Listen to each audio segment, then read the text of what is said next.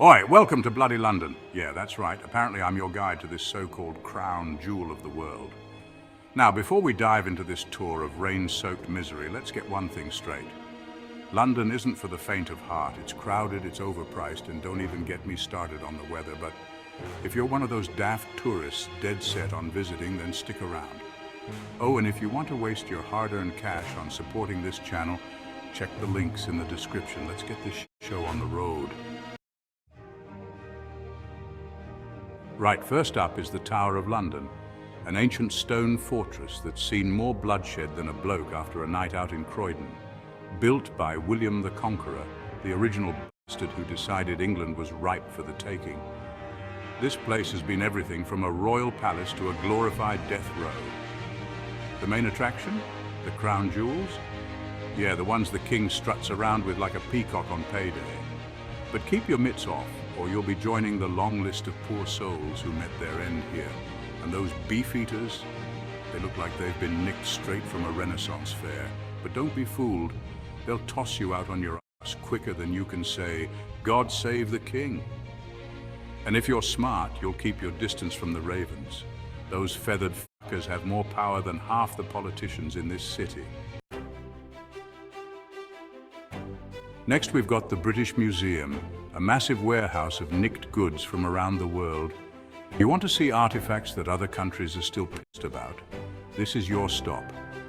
From the Rosetta Stone to a bunch of mummies that have seen better days, this place is like a treasure chest for history buffs and kleptomaniacs alike. And don't forget to check out the Elgin marbles, bits of ancient Greece that somehow ended up here, much to the Greeks' eternal annoyance. You could spend hours here, but who's got that kind of time unless you're some sort of history-obsessed lunatic? And if you're in the mood for some highbrow humor, check out the ancient pottery. Turns out the Greeks had a thing for drawing naughty bits. Bet you didn't see that coming. All right, moving on to Borough Market, where your nose gets bombarded with every food smell imaginable, from posh cheeses to spices that could make a corpse sit up and take notice. This place is a madhouse of artisanal foods and overpriced bites.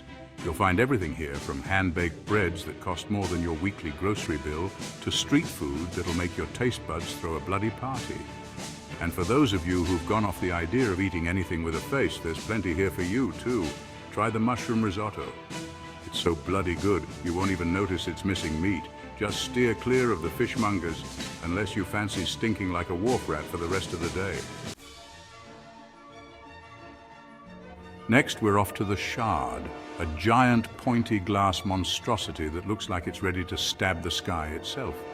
It's the tallest building in London, which probably says more about the city's inferiority complex than anything else. If you're flush with cash, head up to the viewing platform where you can look down on the whole city like a lord surveying his miserable fiefdom. On a clear day, you might even see as far as the horizon. But let's be honest, this is London, so odds are you'll be staring at a whole lot of fog and drizzle. At least there's a bar up there, so you can drown your sorrows in an overpriced drink after you realize how much you've just forked out for a ticket. Time for a breather in Hyde Park, where you can pretend you're not smack in the middle of a sprawling urban nightmare. This place is like a green oasis in a desert of bricks and mortar.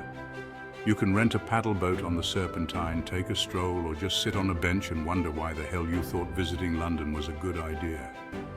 It's as close to nature as you're going to get in this concrete jungle. And if you're feeling brave, wander over to Speaker's Corner, where you can listen to some nutter ranting about the end of the world or whatever nonsense is rattling around in their head. Who knows, maybe you'll find it inspiring, or maybe it'll just make you want to leg it to the nearest pub. Before we wrap up this tour of doom and gloom, here's a few honorable mentions. The Tate Modern, if you like your art abstract and your brain confused. Camden Market, where you can find everything from vintage clothes to mysterious street food that may or may not be legal. And Covent Garden, a great place to watch street performers try to make a living while you sip on a coffee that costs more than your last holiday.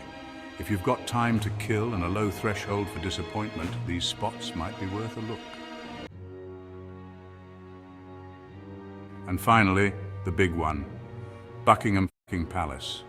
Home to the King and the rest of the royal soap opera. The place is basically a gilded cage, but it's got that royal charm that keeps the tourists flocking like pigeons to a bag of chips. The changing of the guard is the main attraction. If you get your kicks watching a bunch of blokes in bearskin hats marching around like it's still the bloody 1800s. Sure, it's iconic, but so's the traffic, and you don't see anyone queuing up to take pictures of that. Snap your photos, wave at the guards, and then do yourself a favor and bugger off before the crowds make you lose the will to live. Well, that's London for you, a sprawling, overpriced, soggy mess. But hey, if you're still determined to visit, at least now you know what you're in for. And don't forget, if you're somehow still interested in planning your trip, check out, oh bloody hell, you're actually gonna make me say this shit twice? All right, fine. Check the links in the description below. Now, if you'll excuse me, I'm off to find a pub that doesn't serve a pint at daylight robbery prices. This. I'm done.